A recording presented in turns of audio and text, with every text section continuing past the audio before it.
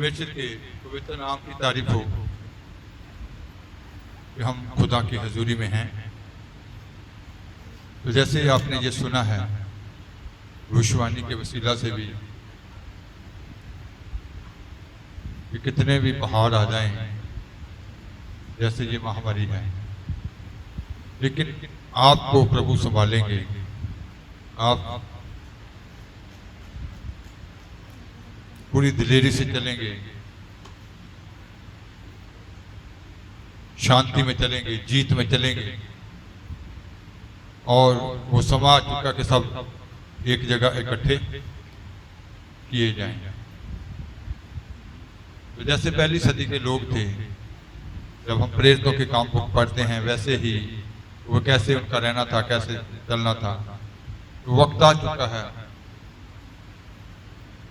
तो परमेश्वर के वचन से हम सीखते आ रहे हैं पवित्रताई के बारे में। तो पवित्रताई के बारे में हम 2 संडे ये सीख चुके हैं कि खुदा के नज़दीक आने के लिए, पवित्र होने के लिए रूह, जिस्म, जान तीनों का मिलाप होना बहुत ज़रूरी है। तीनों एक हो जाएं। अदन की वाटिका में ये तीनों की एकता टूट गई थी। तो इसीलिए यीशु मसीह ने भी कहा था कि आत्मा तो तैयार है, लेकिन शरीर क्या है? कमजोर है। और उसने कहा आत्मा शरीर के विरुद्ध है और शरीर आत्मा के।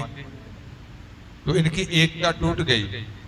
तो जब फिर से एकता बहाल हो जाती है तो इंसान खुदा के नजदीक आ जाता है। उसके जीवन में वो शुद्धताई आ जाती है, पवित्रताई आ जाती है। तो इसके लिए तीनों की एकता हो। तो हम सीख रहे थे कि हमें स्वयं इच्छा को क्या करना पड़ता है? कुर्बान करना पड़ता है।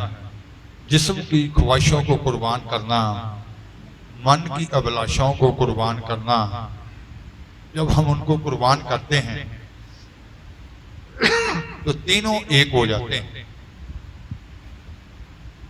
तो अब हम आगे सीखेंगे कि एक व्यक्ति के जीवन में पवित्रता का काम कैसे प्रभावशाली हो सकता है, कैसे पवित्रताई में वो बढ़ सकता है। इसके लिए बाइबल में 3 तरीका के बारे में लिखे गए हैं। 3 तरीके अलग अलग, एक एक करके हमने सीखना है उनको। वो 3 तरीके क्या हैं पढ़ेंगे। इब्रानिया 13 बाब उसकी 12 आए। इसलिए यीशु ने भी भाई लोगों को अपने लहू नाल पवित्र करे, फाटकों बाहर दुख चलिया। इसी कारण यीशु ने भी लोगों को अपने ही लहू के द्वारा पवित्र करने के लिए फाटक के बाहर दुख उठाया। तो पहला तरीका यहाँ लिखा गया है कि यीशु मसीह के लहू के द्वारा इंसान को पवित्र किया जाता है। दूसरा, यूहन्ना की अंजील 17 बाब उसकी 17 आए। उन्होंने सच्चाई नाल पवित्र कर, तेरा वचन सच्चाई है।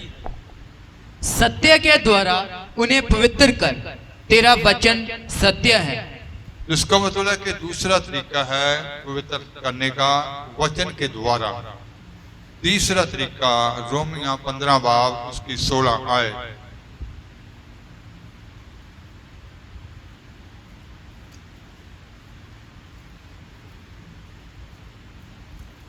भाई मैं परमेश्वर की खुशखबरी विच जाजक पुणे का कम करदियां पराइयां कौमां दे लई मसीह दा सेवक होवां, तां जो पराइयां कौमां दा चढ़ाया जाना पवित्र आत्मा दे वसीले नाल पवित्र बन के प्रवान होवे।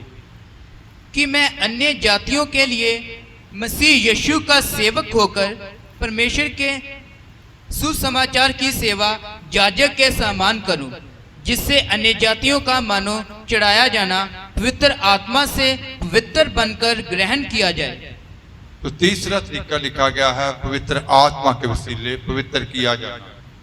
तो सबसे पहला जो जैसे हमने खुदा के वचन से पढ़ा है यीशु के लहू के द्वारा, तो पहला आज हम सीखेंगे यीशु के लहू द्वारा हम कैसे पवित्र हो सकते हैं। तो पढ़ेंगे इब्रानिया 9:14। यीशु का लहू एक व्यक्ति के जीवन में कैसे कार्य करता है, कैसे उसको पवित्र करता है। ਤਾਂ ਕਿੰਨਾ ਹੀ ਵਧੇਕ ਮਸੀਹ ਦਾ ਲਹੂ ਜਿਸ ਨੇ ਸਦੀਪਕ ਆਤਮਾ ਦੇ ਰਾਹੀਂ ਆਪਣੇ ਆਪ ਨੂੰ ਦੋਸ਼ ਰਹਿਤ ਪਰਮੇਸ਼ਰ ਦੇ ਅੱਗੇ ਚੜਾਇਆ, ਤੁਹਾਡੇ ਅੰਤःਕਰਨ ਨੂੰ ਮੁਰਦਿਆਂ ਕੰਮਾਂ ਤੋਂ ਸ਼ੁੱਧ ਕਰੇਗਾ। ਭਾਈ ਤੁਸੀਂ ਜਿਉਂਦੇ ਪਰਮੇਸ਼ਰ ਦੀ ਉਪਾਸਨਾ ਕਰੋ। तो मसीह का लहू जिसने अपने आप को सनातन आत्मा के द्वारा परमेश्वर के सामने निर्दोष चढ़ाया, तो मसीह का लहू जो था वो नेक लंग था, वो निर्दोष था। उसको चढ़ावे के तौर पर परमेश्वर के सामने चढ़ाया गया, पेश किया गया उस लहू का चढ़ावा। तो मसीह का लहू जो था वो परमेश्वर के सामने नेक लंग निर्दोष चढ़ावा जो था वो चढ़ाया गया। उसमें अंतःकरण, इंसान का जो अंतःकरण उसको शुद्ध करने की सामर्थ है, ऐसा लिखा। हाँ पढ़ेंगे। तुम्हारे विवेक को मरे हुए कामों से क्यों ना शुद्ध करेगा। तो इंसान का जो विवेक है, जो अंतःकरण है, वो कहता कि तुम्हारे विवेक को वो क्यों ना शुद्ध करेगा। इसका मतलब है कि वो नेक लंग लहू है, वो पाक लहू है। वो विवेक को, अंतःकरण को क्या करता है, शुद्ध करता है, मुर्दे कामों से शुद्ध करता है। तो यीशु मसीह का लहू जो है, जैसे रोमिया 5:9 में लिखा गया है कि वो इंसान को धर्मी बना देता है। वो पढ़ेंगे। ਸੋ ਜਦੋਂ ਅਸੀਂ ਹੁਣ ਉਹਦੇ ਲਹੂ ਨਾਲ ਧਰਮੀ ਠਹਿਰਾਏ ਗਏ, ਤਾਂ ਇਸ ਨਾਲੋਂ ਬਹੁਤ ਵੱਧ ਕੇ ਅਸੀਂ ਉਹਦੇ ਰਾਹੀਂ ਉਸ ਕ੍ਰੋਧ ਤੋਂ ਬਚ ਜਾਵਾਂਗੇ। अतः जबकि हम अब उसके लहू के कारण धर्मी ठहरे, उसके लहू के द्वारा हम क्या ठहरे हैं, धर्मी ठहरे। इसका मतलब है कि वो नेक लंग लहू है, वो पवित्र लहू है।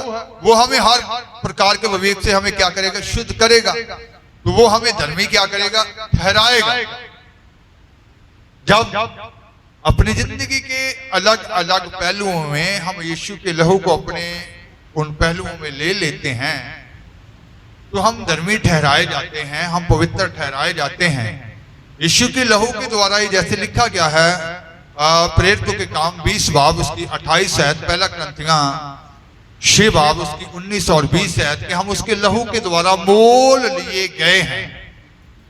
ਤੁਸੀਂ ਆਪਣੀ ਨਾਲੇ ਉਸ ਸਾਰੇ ਇੱਜ਼ਤ ਦੀ ਖਬਰਦਾਰੀ ਕਰੋ ਜਿਸ ਦੇ ਉੱਤੇ ਪਵਿੱਤਰ ਆਤਮਾ ਨੇ ਤੁਹਾਨੂੰ ਨਿਗਾਹਬਾਨ ਠਹਿਰਾਇਆ ਹੈ, ਜੋ ਪਰਮੇਸ਼ਵਰ ਦੀ ਕਲੀਸਿਆ ਦੀ ਚਰਵਾਹੀ ਕਰੋ, ਜਿਹਨੂੰ ਉਸਨੇ ਆਪਣੇ ਹੀ ਲਹੂ ਨਾਲ ਮੁੱਲ ਲਿਆ ਹੈ। तो यीशु मसीह के लहू के द्वारा हम मोल लिए गए हैं। पहला कुरिन्थियों 6 की 19-20 आयत में भी लिखा है।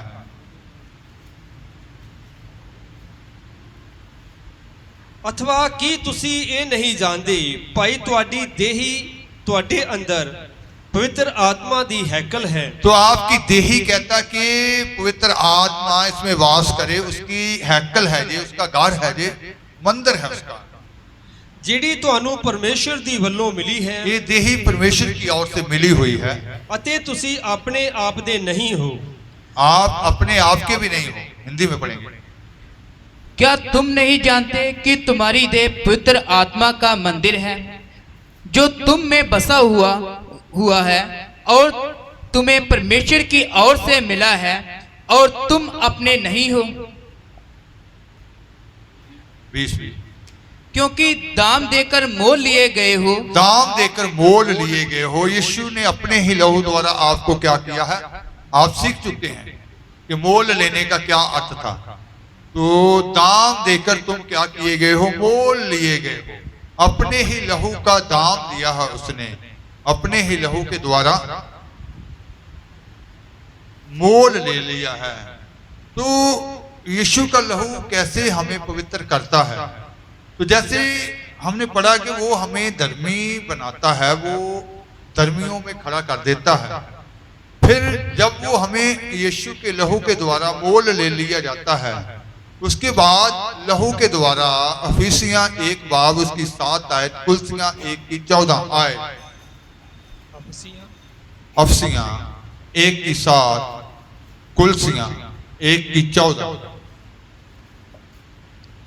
ਜਿਹਦੇ ਵਿੱਚ ਉਸ ਦੇ ਲਹੂ ਦੇ ਦੁਆਰਾ ਸਾਨੂੰ ਨਿਸਤਾਰਾ ਅਰਥਾਤ ਅਪਰਾਧਾਂ ਦੀ ਮਾਫੀ ਉਹਦੀ ਕਿਰਪਾ ਦੇ ਧਨ ਅਨੁਸਾਰ ਮਿਲਦੀ ਹੈ। हिंदी हमको उसमें उसके लहू के द्वारा छुटकारा अर्थात अपराधों की क्षमा उसके उस अनुग्रह के धन के तो इसका अनुसार मतलब मिला है कि उसके अनुग्रह के द्वारा, उसकी कृपा के द्वारा, उसके लहू के द्वारा जब वो अपने लहू से मोल ले लेता है, तो फिर उसके अनुग्रह के द्वारा, उसकी कृपा के द्वारा हमें सारे अपराधों से क्या किया जाता है?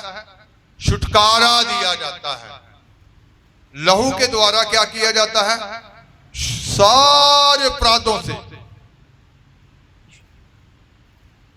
इंसान जन्म से ही पापी है। जन्म के पाप, कर्म के पाप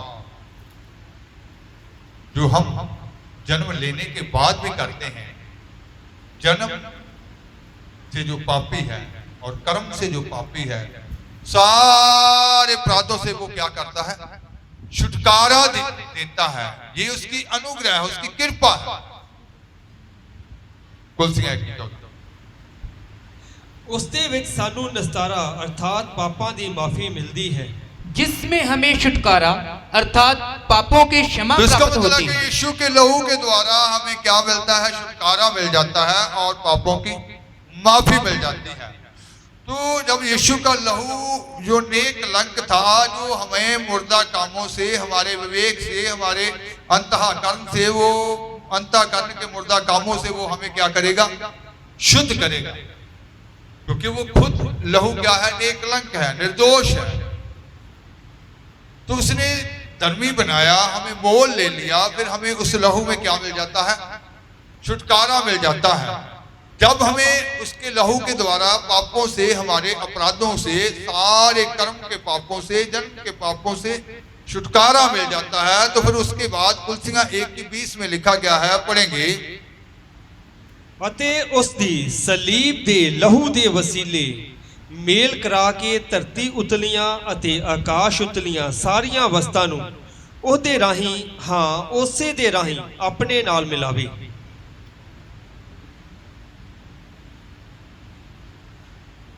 एक की 20, और उसके क्रूस पर बहे हुए लहू के द्वारा मेल मिलाप करके तो इसका मतलब है कि उसके क्रूस के ऊपर जो लहू बहाया गया है, उसके द्वारा हमारा मिलाप जो है वो सर्वशक्तिमान परमेश्वर से हो जाता है।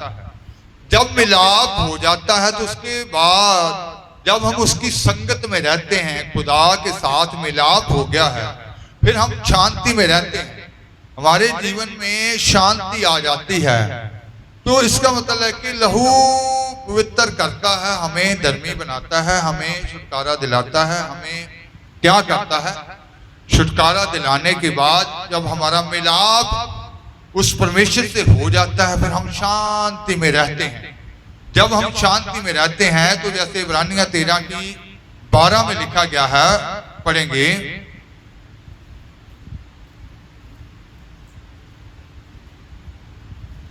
ਇਸ ਲਈ ਯਿਸੂ ਨੇ ਵੀ ਭਾਈ ਲੋਕਾਂ ਨੂੰ ਆਪਣੇ ਲਹੂ ਨਾਲ ਪਵਿੱਤਰ करे, फाटकों बाहर दुख चलिया। तो इसका मतलब है कि उसके लहू के द्वारा हम क्या हो जाते हैं? पवित्र हो जाते हैं। उसके लहू के द्वारा हम क्या हो जाते हैं? पवित्र हो जाते हैं। तो उसने वो दुख उठाया ताकि हम उसके लहू के द्वारा क्या हो? पवित्र हो। ये वो लहू है जिसके बारे में कहा गया इब्रानियां 13 की 20 आयत जब हम पढ़ते हैं हिंदी में। अब शांतिदाता परमेश्वर जो हमारे प्रभु यीशु को, जो पेड़ों का महान रखवाला है, सनातन वाचा के लहू के गुण से मरे हुओं में से जिलाकर ले आया। पंजाबी में ਹੁਣ ਸ਼ਾਂਤੀ ਦਾਤਾ ਪਰਮੇਸ਼ਵਰ ਜਿਹੜਾ ਭੇਡਾਂ ਦੇ ਵੱਡੇ ਅਜ਼ਾਲੀ ਅਰਥਾਤ ਸਾਡੇ ਪ੍ਰਭੂ ਯਿਸੂ ਨੂੰ ਸਦੀਪਕ ਨੇਮ ਦੇ ਲਹੂ ਨਾਲ ਮੁਰਦਿਆਂ ਵਿੱਚੋਂ ਉਠਾ ਲਿਆਇਆ। तो इसको यीशु मसीह को लहू को नेम का लहू भी कहा गया है। सदीपक नेम, सदा का नेम। जब ये लहू हमारे जीवन में आ जाता है तो सदा के लिए नेम है। एक ये नेम किया था परमेश्वर ने सदीपक लहू के द्वारा, हमें पवित्र करने का नेम, हमें शुद्ध करने का नेम, सदा का नेम, सदीपक नेम। इसको नेम का लहू भी कहा गया है। तो जब हम अलग अलग पहलुओं में अपने जीवन में इसको लहू को ले लेते हैं, फिर हम पवित्र हो जाते हैं। ये सदा का नेम हमारे जीवन में आ जाता है, सदीपक नेम हमारे जीवन में आ जाता है। जैसे वो भजन में भी लिखा गया है, नेम दे लहू नाल सदा कामिल मैं हो जावा, नेम दे वचन नाल अगे वधदा जावा। ना अपने बल नाल ना शक्ति नाल, पर तेरी कृपा दे नाल फतह मैं पावा। ना अपने बल नाल ना शक्ति नाल, पर तेरी कृपा दे नाल फतह मैं पावा।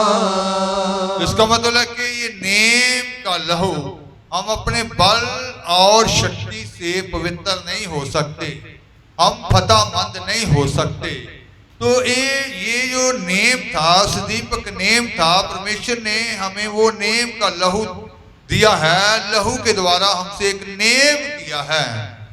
तो जब हम उस नेम के लहू के द्वारा पवित्र किए जाते हैं, तो जैसे इब्रानिया 10 की 19 और 20 आयत में लिखा है, उसके बाद क्या होता है? उपरंत हे प्रभु, ਜਦੋਂ ਸਾਨੂੰ ਯਸੂ ਦੇ ਲਹੂ ਦੇ ਕਾਰਨ ਪਵਿੱਤਰ ਅਸਥਾਨ ਦੇ ਅੰਦਰ ਜਾਣ ਦੀ ਦਲੇਰੀ ਹੈ, ਅਰਥਾਤ ਉਸ ਨਵੇਂ ਅਤੇ ਜਿਉਂਦੇ ਰਾਹ ਹੀ ਜਿਹੜਾ ਉਹਨੇ ਪਰਦੇ ਮਾਨੋ ਆਪਣੇ ਸਰੀਰ ਥਾਣੀ ਸਾਡੇ ਲਈ ਖੋਲਿਆ।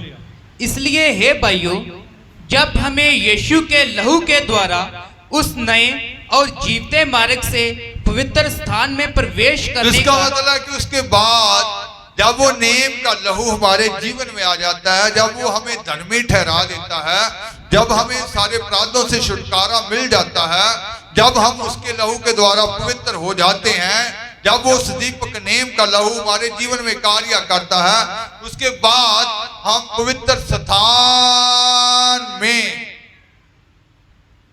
प्रवेश करने का है। हमें पवित्र स्थान में जाने की क्या होती है? फिर से इसको समझना है, उर्दू में पढ़ेंगे इसको।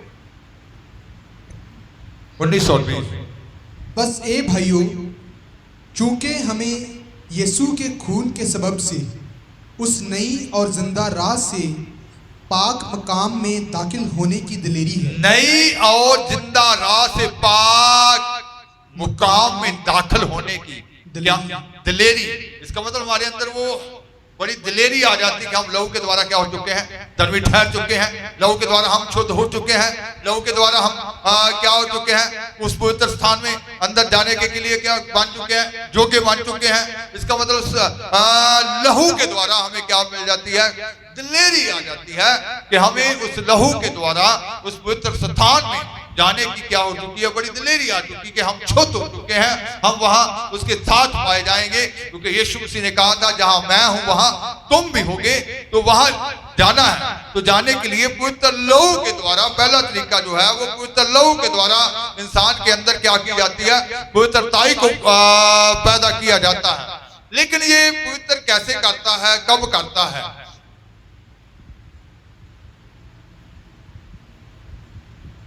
ये तो सीख चुके हैं कि वो लहू हमें धर्मी बना देता है, वो हमें सारे पापों से अपराधों से छुटकारा दे देता है, वो हमें पवित्र कर देता है।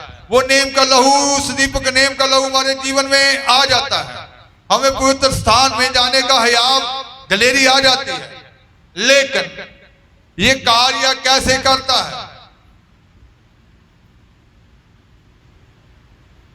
नीतिवत 28 बाब उसकी 13 आए।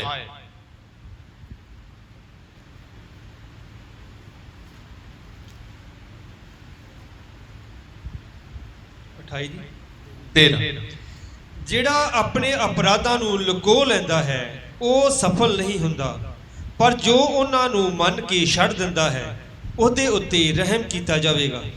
जो अपने अपराध छिपा रखता है उसका कार्य सफल नहीं होता, परंतु जो उनको मान लेता और छोड़ भी देता है उस पर दया की जाएगी।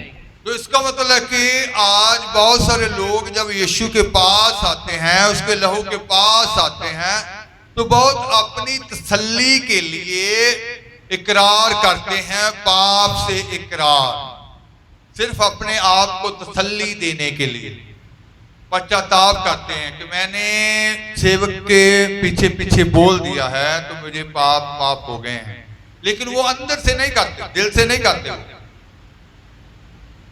सिर्फ दूसरों के कहने पर या खादम के कहने पर जब वो वचन सुन लेते हैं तो कहते हैं कि मान लेते हैं, लेकिन अंदर से वो काम जारी रखते हैं, उन कामों को अंदर से जारी रखते हैं। इसका मतलब है कि उन्होंने उन अपराधों को छुपाया हुआ है, दूसरों के लिए, दूसरों की तसल्ली के लिए, माँ बाप की तसल्ली के लिए, परिवार की तसल्ली के लिए, विश्वासी बहनों भाई बहनों की तसल्ली के लिए हम किसने भी पाप की माफी मांगी हुई है, हम करार तो कर लेते हैं, हम अपने आप को तसल्ली दे सकते हैं, लेकिन वो सफल नहीं होगा। लिखा गया कि उसने अपने अपराध को अंदर ही क्या कर लिया है, छुपा लिया है। तो जब तक वो दिल से खुद अंदर से टूट नहीं जाता कि मैंने खुदा तेरा गुनाह किया। आप घर में बैठकर भी जब आंसू बहाकर दुआ करते हैं कि हाँ प्रभु मैंने गुनाह किया है, मैंने गुनाह किया है। मैंने उस वक्त एक खादम थे,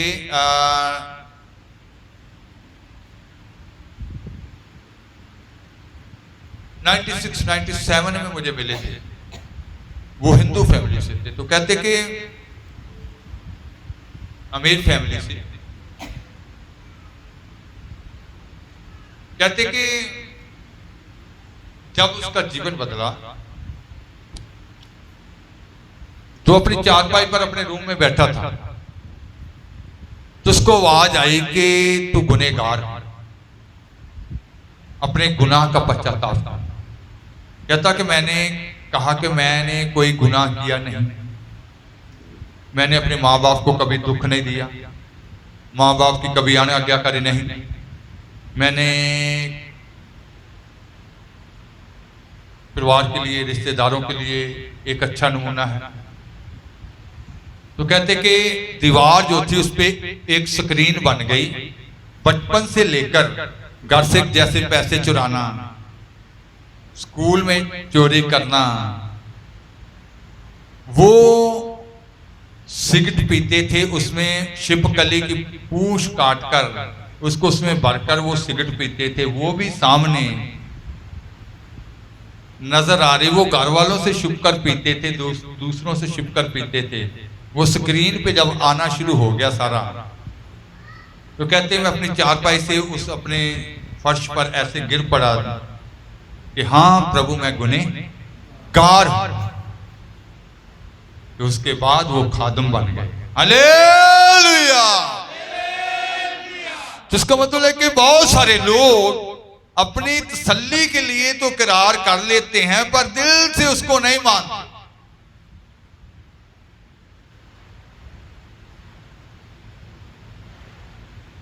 तो जैसे सुलेमान ने कहा कि जो अपने अपराधों को छुपा लेते हैं वो सफल नहीं होते, जो उनको मानकर छोड़ देते हैं वही सफल होते हैं, कामयाबी उनकी है। पुराने नियम के जो लोग थे उनको ये सौभाग्य प्राप्त नहीं हुआ यीशु के लहू का। वो क्या करते थे, इब्रानियों 10 बाब उसकी 1 से 4 आयत तक,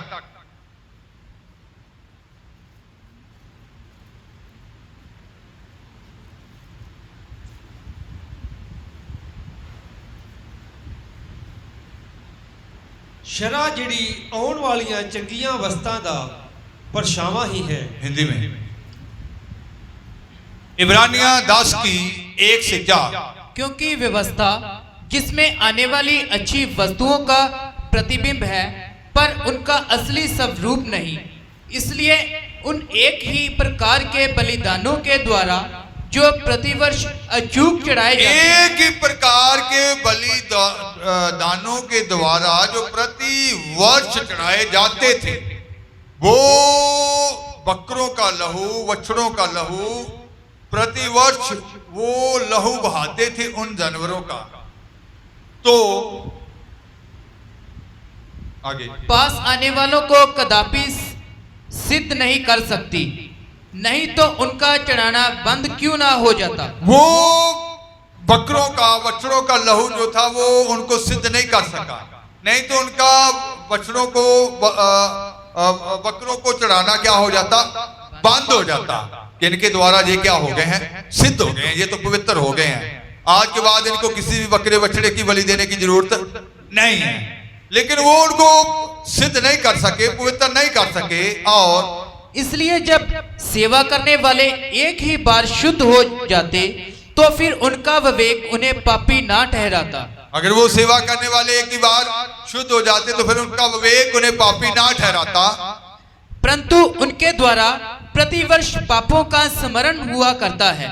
उनके द्वारा प्रतिवर्ष पापों का स्मरण हुआ करता है। क्योंकि ये अनहोना है कि बैलों और बकरों का लहू पापों को दूर करे। तो ये अनहोना है, बैलों और बकरों का लहू क्या करे, पापों को दूर करे।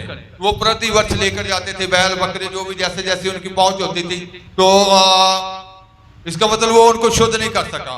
उनका विवेक फिर उनको कभी दोषी ना ठहराता, उनका विवेक उनको दोषी ठहराता था।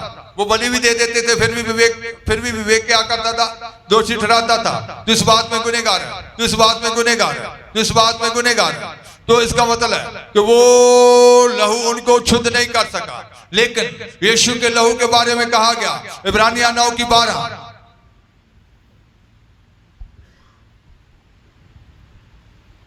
और बकरों और बछड़ों के लहू के द्वारा नहीं, पर अपने ही लहू के द्वारा एक ही बार पवित्र स्थान में प्रवेश किया। तो एक ऐसे बलिदान की जरूरत थी जो बलिदान सिद्ध बलिदान हो, जो बलिदान पूरा बलिदान हो, जो बलिदान परफेक्ट बलिदान हो, कि और किसी बलिदान की जरूरत ना पड़े, बार बार किसी बलिदान की जरूरत ना पड़े। तो फिर यीशु मसीह ने क्या किया, उन बकरों और बछड़ों के लहू के द्वारा नहीं, बल्कि अपने ही लहू के द्वारा, जो सिद्ध बलिदान था, जो पूर्ण बलिदान था, उसने वो बलिदान हमारे लिए दे दिया। वो हमारे लिए एक सिद्ध बलिदान बन गया। बल्कि वो बलिदान ही नहीं बना, बल्कि हमारे लिए वो उस पवित्रता को लाने के लिए मलके सिद्क की पदवी के अनुसार क्या बन गया, क्या बन गया, ऊंचे से बोलो, सदा के लिए महायाजक। Hallelujah, hallelujah. तो इसका मतलब है कि बकरों बल्दों का जो लहू था वो बार बार लेकर जाते थे साल के, तो दुनिया देखती थी कि ये अभी शुद्ध नहीं हुए, इस साल फिर लेकर आ। कितनी बड़ी दया है, कितना बड़ा अनुग्रह है कि आज आपसे खुदा के मानने वालों से जब गलती होती है, दूसरे को मालूम नहीं पड़ने देते खुदा, उसको कहते हैं कि क्षमा मांग तो शुद्ध हो जाएगा। Hallelujah, hallelujah. पूरे नगर के सामने से बल्द को पकड़कर जाने की जरूरत नहीं है, पूरे शहर के सामने वो बकरे को लेकर जाने की जरूरत नहीं है, पूरा शहर देख ले, ये फिर पाप कर दिया है। आज हम अंदर अपने अंदर गुप्त स्थान में जाकर भी दिल से जब टूट कर दुआ करते हैं, प्रभु मेरे से फिर से झूठ बोला गया, प्रभु मेरे से फिर मैं छाती में गया था, मेरे से फिर से वो उन्होंने दारू पिला दी, बहुत बड़ी गलती हो गई है, मुझे क्षमा कर दे, मुझे आज माफ कर दे, मुझे आज शुद्ध कर दे। वो अंदर ही लहू शुद्ध करेगा। हालेलुया। लेकिन जब हृदय से गुनाह माना जाता है, टूट कर गुनाह माना जाता है, जो छुपा लेता है कि कोई बात नहीं, 4 आदमियों ने देख लिया, उनके सामने दुआ कर देंगे कि प्रभु हमें क्षमा कर दे। दूसरों को दिखाने के लिए पश्चाताप ना करें। पश्चाताप करना है तो फिर दिल से करें। जब दिल से पश्चाताप हो जाता है, जैसे हम सीख चुके हैं कि हमें उस पवित्र स्थान में जाने के लिए वो दिलेरी, वो हियाव आ जाता है उसके लहू के द्वारा, क्योंकि उसने हमें धर्मी ठहराया है, उसने हमें मोल ले लिया है, उसने हमें सारे अपराधों से, जन्म कर्म पापों से छुड़ा लिया है और वो हमें पवित्र करता है। वो हमें दीपक नेम जो हमारे साथ हुआ है वो सदा का नेम है, सदा हमारे ऊपर बहता रहता है। वो लोग हमें शुद्ध करता रहता है, धोता रहता है हमारे अपराधों से। तो इसका मतलब है कि वो लहू जो है, वो हम कितने सौभाग्यशाली लोग हैं कि हम उस युग में हैं, अनुग्रह युग में, कृपा के युग में, जिस युग में यीशु का लहू हमारे लिए बहा है। उन लोगों को उस लहू को अपने जीवन में लेने का सौभाग्य प्राप्त नहीं हुआ। तो आज हम जब यीशु के लहू के द्वारा धर्मी ठहराए जाते हैं, पवित्र किए जाते हैं, तो जैसा इब्रानिया 7 बाब उसकी 25 आयत में लिखा है, पढ़ेंगे। ਇਸ ਲਈ ਉਹ ਉਹਨਾਂ ਦਾ ਜਿਹੜੀ ਉਹਦੇ ਰਾਹੀਂ ਪਰਮੇਸ਼ਰ ਦੇ ਕੋਲ ਆਉਂਦੇ ਹਨ ਪੂਰਾ ਨਿਸਤਾਰਾ ਕਰ ਸਕਦਾ ਹੈ, ਕਿਉਂ ਜੋ ਉਹ ਉਹਨਾਂ ਦੀ ਸਿਫਾਰਿਸ਼ ਕਰਨ ਨੂੰ ਸਦਾ ਜਿਉਂਦਾ ਹੈ।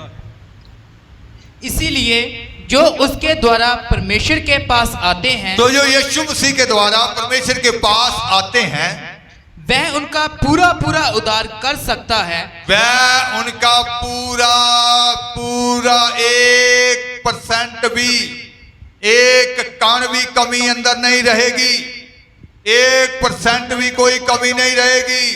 हालेलुया। वह उनका पूरा पूर्ण छुटकारा यीशु मसीह के द्वारा, पूर्ण छुटकारा है, अधूरा छुटकारा नहीं है कि आपको नशे से तो मुक्ति मिल गई, गालियां से मुक्ति नहीं मिली, अधूरा छुटकारा नहीं है। झूठ से तो मुक्ति मिल गई है, चोरी करने से मुक्ति नहीं मिली, अधूरा छुटकारा नहीं है,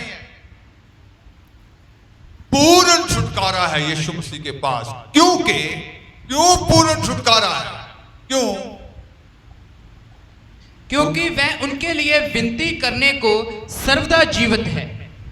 उनके लिए विनती करने के लिए सर्वदा जीवित है। जैसे यूहन्ना 17 में लिखा है, वो आज भी हमारे लिए क्या करता है? दुआ करता है। वो आज भी हमारे लिए विनती करता है। वो सर्वदा जीवित है, वो जीवित परमेश्वर है, आज भी हमारे लिए फरियाद करता है।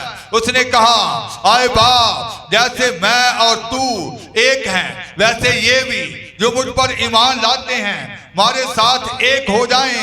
वो आज भी दुआ करता है, जैसे मैं और तू एक हैं, ये मुझ में और तुझ में एक हो जाएं, ये पवित्र हो जाएं। वो आज भी दुआ करता है। तो आइए हम उसके लहू के पास आए हैं। उसका लहू नेकलंक निर्दोष है। वो हमें मुर्दा कामों से वो शुद्ध करेगा, हमारे विवेक से वो शुद्ध करेगा, वो मुर्दा कामों से हमें धर्मी ठहराएगा।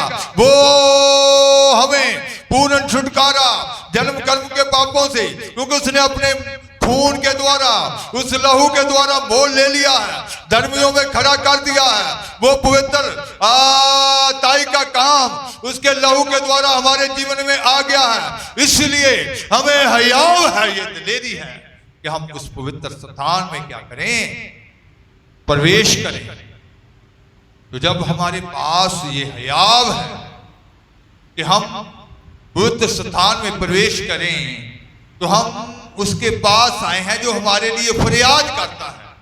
वो आज भी हमारे लिए दुआ करता है कि हमारे अंदर कोई कमी घटी ना रह जाए।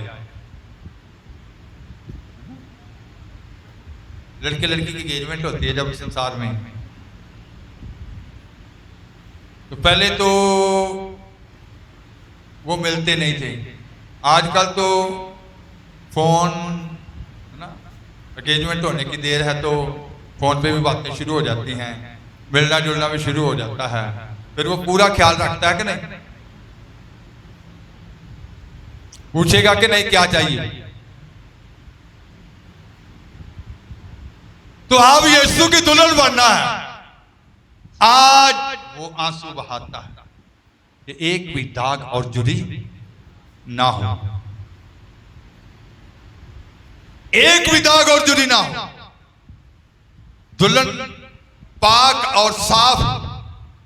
तो पहला काम पवित्र लहू के द्वारा हमारे जीवन में पवित्रताई का किया जाता है। पवित्रताई जैसे हम सीख रहे हैं कि पवित्रताई में, तो जैसे हम 3 तरीकों के बारे में पढ़ा है कि पवित्र वचन के द्वारा और पवित्र आत्मा के द्वारा ये तीनों काम कैसे करते हैं, ये हमने लगातार सीखना है। तो जैसे आज हमने सीखा कि यीशु के लहू के द्वारा हम कैसे पवित्र होते हैं, धर्मी ठहराए जाते हैं। ये तब करता है जब हम दिल से गुनाह मानते हैं, टूट कर गुनाह मानते हैं। अगर आप गुनाह को छुपा कर रखोगे, पति से छुपा सकते हैं, पत्नी से छुपा सकते हैं, माँ बाप से छुपा सकते हैं, परिवार रिश्तेदारों से छुपा सकते हैं, अपने खुदा से कभी भी छुपा नहीं सकते।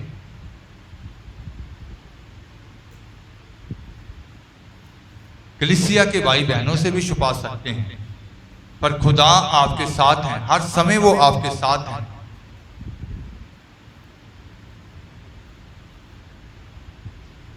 जब आप इस वचन पे भरोसा करते हैं कि जहां 2 या 3 मेरे नाम से इकट्ठा होते हैं वहां मैं क्या हूं। अभी विश्वास हो रही थी कि एक जन को यहाँ देखा गया कि वो पैरों तक का जामा पहने हुए, लिबास पहने हुए, उसके कमर में क्या बंधा हुआ है? पट्टा बंधा हुआ है। तो जैसे प्रकाशित वाक्य 1 में लिखा हुआ कि वो प्रभु यीशु मसीह जो पांव तक का जामा पहने हुए और कमर के ऊपर वो पट्टा बांधे हुए, ये सीख चुके हैं कि आप उनके क्या मतलब है। पांव तक जामा किसको दर्शाता है? तो अगर वो आप ये इस वचन पर भरोसा करते हैं कि वो हमारे बीच में, तो फिर अपने गुनाह को कैसे छुपा लेते हैं? आपको कभी भी अपने गुनाह को छुपाना नहीं चाहिए।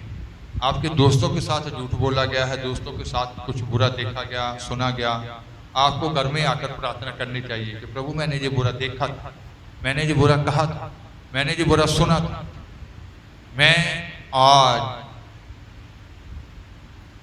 काम के वक्त मुझसे ये गलती हो गई जो तेरे वचन के विरुद्ध थी।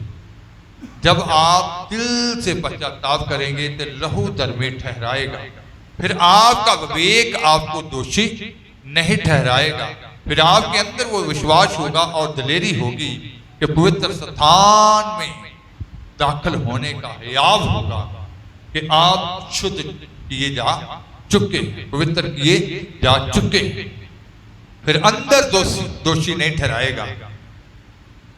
ये आपका विवेक तब दोषी ठहराता है जब आप अपने गुनाह को छुपा लेते हैं। जब आप मान लेते हैं फिर आपके अंदर पूरी दिलेरी होती है कि नहीं, मुझे क्षमा मिल चुकी है। फिर आपको बार बार ये नहीं कहना पड़ता कि प्रभु मैं पापी, फिर विश्वास आ जाता है, दिलेरी आ जाती है क्या अब मैं आगे निकल चुका, प्रभु ने मुझे क्षमा कर दिया।